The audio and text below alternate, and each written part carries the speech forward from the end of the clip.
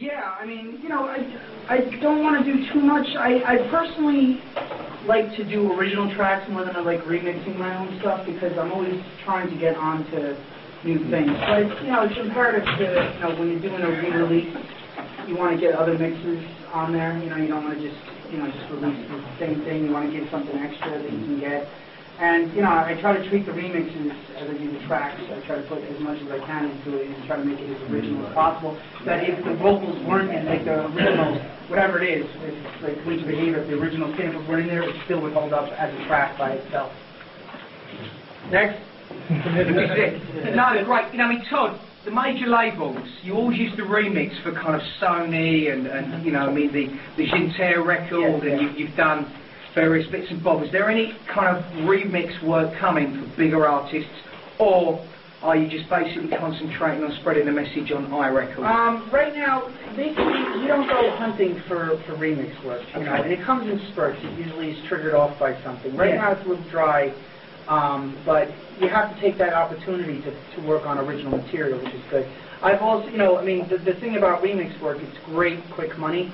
But at the same time, you know, you miss out on things like royalties. I mean, just from the business perspective, you know, unless you're trying to strike up a deal, which they're really not too crazy about. Yeah. You don't get paid when your stuff is played on the radio, no, or you know what I mean. So, and I've found over the years that though financially it's good, it does take away the creativity from actually working on original material. Like, you know, my manager pushes me. He's like, you know, he wants to get original material done when the remixes are going out. I treat those remixes like I do the original material. I can't half-step on the remix work. I want to make it as good as, you know, I'm getting paid good money. I want to do a good job. I don't want to have my name tied to anything that's just half-assed. So, you know, by the time you get done with the slow remixes, you're tapped out. And it's almost like dry heaving creativity. Sometimes you need the rest.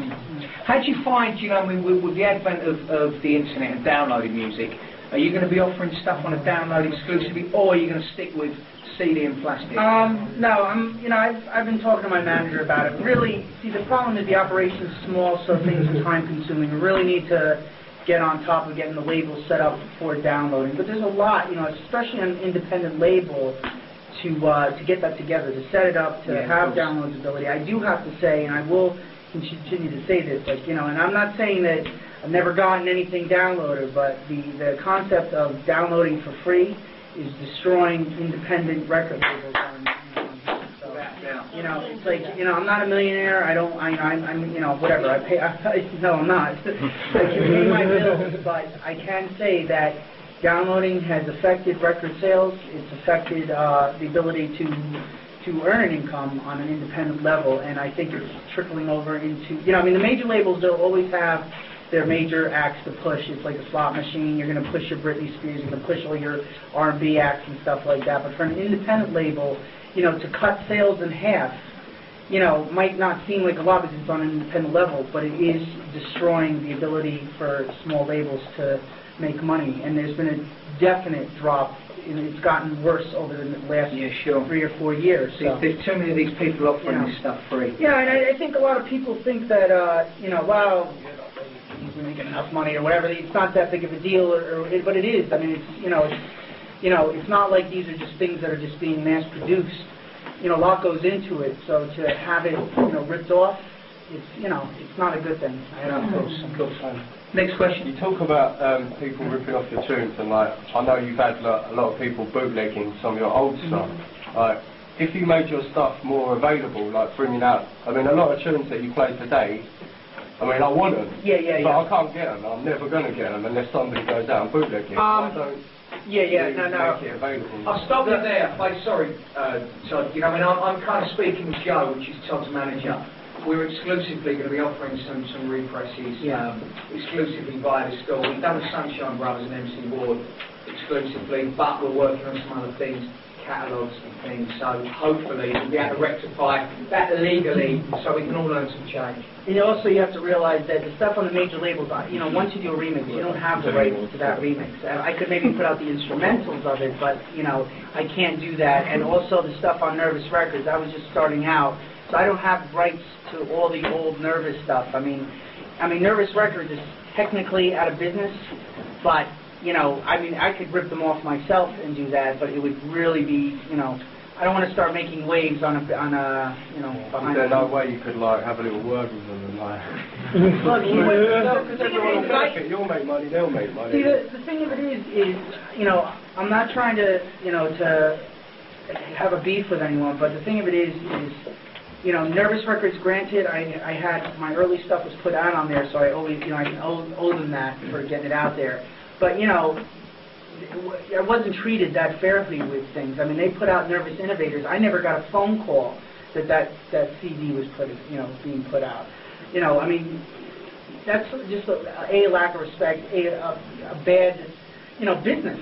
You know, really, if you're looking to, you know you have someone that's able to sell records and that's getting major label work, you would think you would want to appease that. But you know what? Everyone's just about making the quick buck. They don't give a shit about it, and that's the way it is. So, sorry to be so bitter by it, but you know what? I want the truth to be told, and you know that's the way it is. So you make the tunes, but you don't actually like own. No, on iRecords, I have, you know, because you know we're a tight family on iRecords. But when I first started out, you know, you're an insecure young kid. You just want to get your name out there. You know, you basically get the front money, and that's all you expect to see. And you didn't, at the time, who the hell thought it was going to, you know, occur the way it did? And then all of a sudden, when the name picked up, they were able to re-release stuff. They were able to put out CDs on Nervous, but I didn't really get to see anything. See, that's the difference between actually doing a remix for an artist and actually having your record.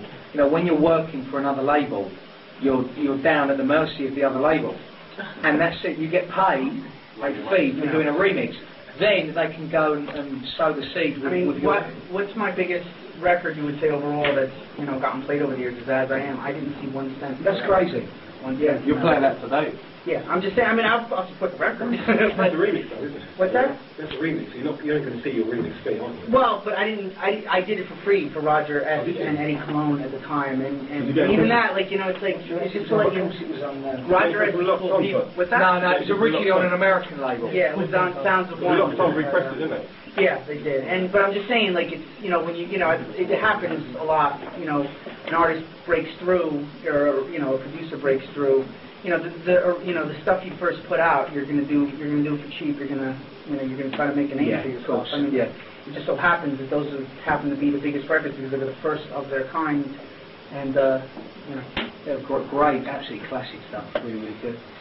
Next question. Yeah. How did you find out about the UK garage scene? Like how all the guys, Wallace guys down here, big fans of your stuff and all of that. And how much love do you get in New York? There is no base like this. There isn't a place where I would go that I would have, you know, a tremendous amount of people come down and show me the love you guys show. That's why the first time when I really, I mean, well, the first time I came, what was it, 2000? It was 2001, wasn't it? Yeah, 2001.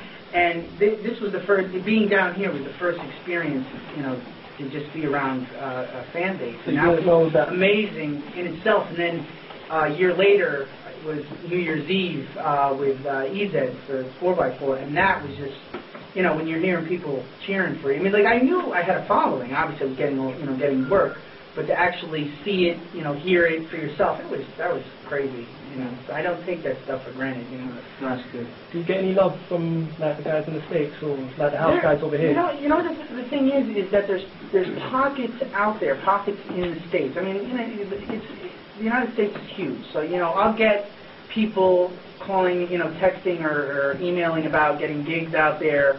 So I know there are pockets of people. It's just that, you know, again, with a small operation, you have a small marketing base, and you know, you're basically trying to juggle 10 balls at one time, and there's only so much you can do. I mean, I look at the United States as an untapped market. You know what I mean? I think there is definitely room to move into there, and there are producers that know me.